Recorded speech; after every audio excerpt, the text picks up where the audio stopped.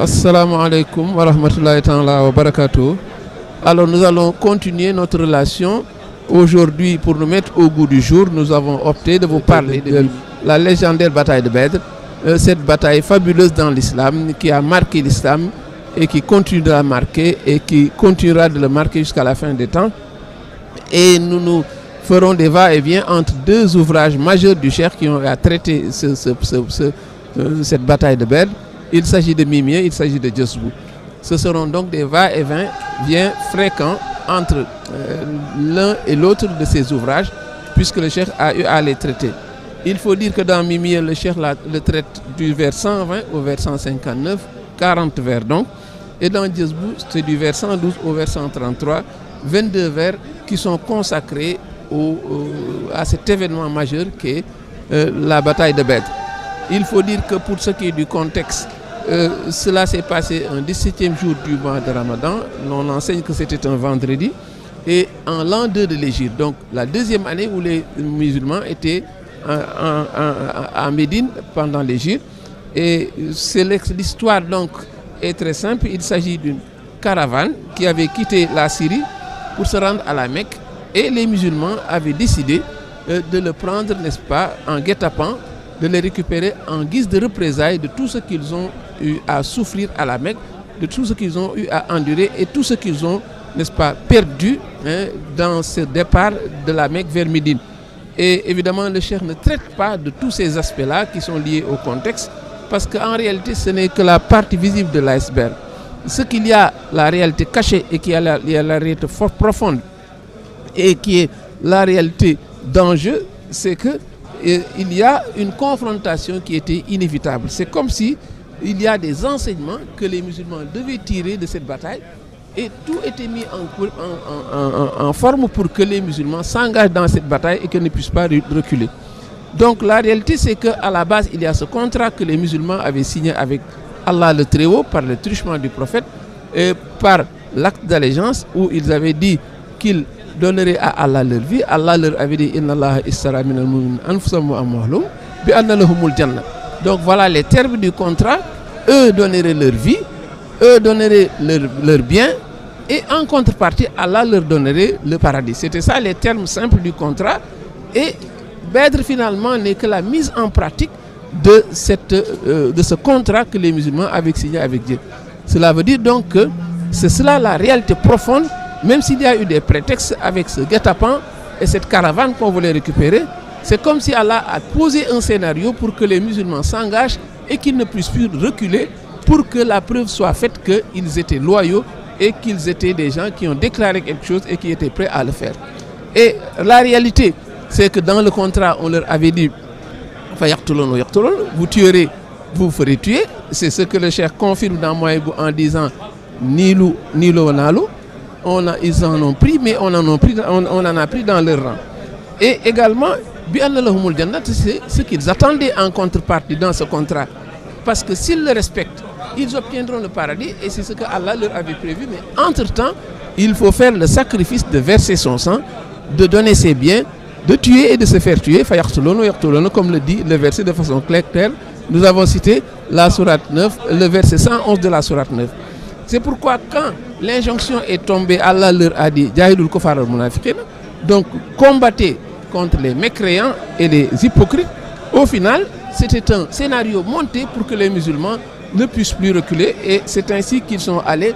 Ce qui était une sorte de représailles simplement pour récupérer des biens, mais c'était devenu finalement, va devenir une bataille pour élever la voix de Dieu. Le cheikh dit très sagement, très clairement dans Mimia que c'était un combat avec l'intention d'élever la voix de Dieu. Donc entre-temps, il y a eu tout un changement, toute une progression. Il y a eu, n'est-ce pas, tout un glissement parce que ce qui n'était qu'un simple guet-apens, en réalité cachait un combat pour élever la voix de Dieu. Mais Allah, évidemment, leur avait bien gardé ce secret, peut-être sauf le prophète Mohammed, paix et salut sur lui. Alors, pour traiter la bataille de Badr, à l'évidence, tous les points ne sauraient être épuisés dans une seule séance parce que Badr est un moment fort, mais il y a eu beaucoup d'enseignements. C'est pourquoi nous retiendrons 3 aspects principaux: l'avant-combat, la confrontation elle-même et les résolutions qui sont issues de la bataille de Badr. Et ces vers peuvent être, n'est-ce pas, très simples, puisqu'on peut les puiser dans Jazbou, on peut les puiser dans Mimir. Au vers 139 de Mimir, le cheikh dit, première chose, avant le combat, ce qu'il y a surtout eu avant le combat, ce sont des échanges, ce sont des concertations pour voir quelle stratégie adopter. Et ça, Mimir l'apporte bien. Le cheikh dit, ils se sont, après s'être concertés, auxiliaires et émigrés, ils vinrent avec leur avis. Parmi ceux-ci, il y a l'argument de Sa'd qui dit des propos qui dit-il, levèrent toute équivoque. Ensuite, au vers 140, Ibn al-Aswad manifesta son accord à ce que les prophètes les menant jusqu'à Badr-Qurqimat. Donc, image forte pour montrer que quel que soit le caractère difficile du contrat, quelle que soit la difficulté, ils sont prêts à se confronter à cela.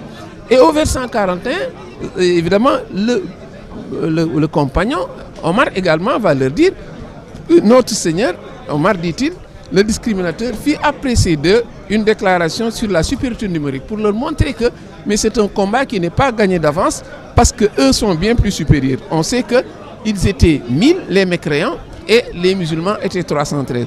Au vers 120, ce qu'il y a surtout et qui a été déterminant, c'est qu'ils ont eu, c'est vrai, une détermination, mais le secret de la victoire était connu par le prophète seul. Et on nous dit, au vers 120 de Jazbou, donc ils prirent d'assaut ceux dont le plus éminent des intercesseurs leur avait prédit la mort. Donc le prophète avait le secret de la victoire et il savait là où tomberait chacun des Qurayshites lors de cette bataille, parce qu'il savait que ce serait, n'est-ce pas, une victoire éclatante, même s'il ne l'a pas dit à ses compagnons. Le secret de la victoire donc était connu par le prophète et le prophète seul, mais il y a surtout que ce qui a été déterminant, l'information principale, c'est le prophète qui l'a détenu. Donc dans la phase de préparation, qui a été déterminant, c'est le prophète et le prophète seul, et on va le voir. Dans la confrontation maintenant, autant dans l'avant-combat, c'est le prophète qui détenait l'information principale, autant également, pendant le combat, le prophète a été l'atout principal. Au vers 120 de Mimir, le cheikh montre que le prophète apparut tel une lune. Cette manière de le présenter, ce gros plan sur le prophète, pour montrer que c'est la vedette incontestée de cette bataille, mais c'est la preuve que s'il y a eu un atout dans cette bataille, c'est le prophète et le prophète seul. Et le cheikh le confirme, parce qu'au vers 121, il dit il était seul, dit-il, parmi ses compagnons. Comment le terme seul peut s'inviter dans un combat où il y a 300 et 1000 qui s'affrontent, mais si le prophète est seul, c'est une manière de le singulariser pour montrer que s'il y a eu un atout pour les musulmans, c'est bien le prophète et le prophète seul. Et ainsi, ils se battirent. Donc c'est vrai qu'il y a eu la détermination des musulmans, ils ont pris d'assaut ces gens, ils se sont battus, mais celui qui a apporté la solution, c'est le prophète. Parce que le cheikh, au vers 112 de Jazbou dit, apporte ta prière au lion qui a apporté la solution le jour de Badr. Donc s'il y a quelqu'un qui s'est battu seul et qui a eu la victoire, c'est le prophète. Et il ajoute, avec ses compagnons orthodoxes, c'est vrai, ils ont fait preuve de loyauté, ils se sont battus, mais la détermination aidant, mais c'est le prophète évidemment qui a été l'atout majeur, et s'il y a eu victoire, c'est grâce à lui. Donc nombreux sont les vers qui peut convoquer et qui montrent la description réaliste du combat. Là, on est dans la deuxième partie, nous allons aborder les péripéties du combat, les minutes du combat.